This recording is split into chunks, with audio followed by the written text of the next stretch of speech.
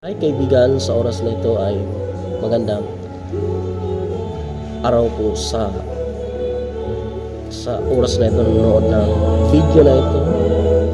This on Matthew chapter 6 verse 19 to 13.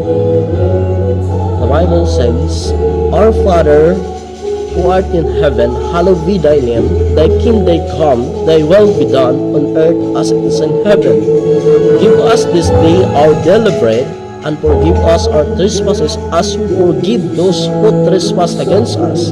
And lead us not into temptation, but deliver us from evil. For thine is the kingdom, the power, and the glory forever and ever. Amen. So kaibigan, sa oras na ito, ang Panginoon ay nagbibigay sa atin ng pagkain araw-araw. Thy will be done, art is in heaven. Give us this day our daily bread. So naghahatag ang Panginoon ng pagkain araw-araw sa atin, nagsusustain ang Panginoon sa atin.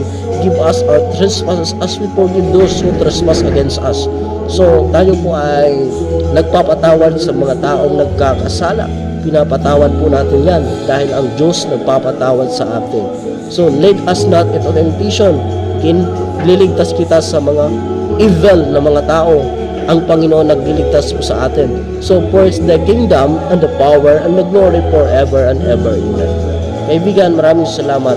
Magpatawad ka sa nagkakasala at pinapatawad ka ng Panginoon. I hope naliwanagan po tayo sa salita ko ng Panginoon. So, and forgive us our trespasses as we forgive those who trespass against us. So we forgive others. So maraming salamat sa oras na ito, kaibigan. I hope ay natutunan ka. Please on salita po ng Panginoon.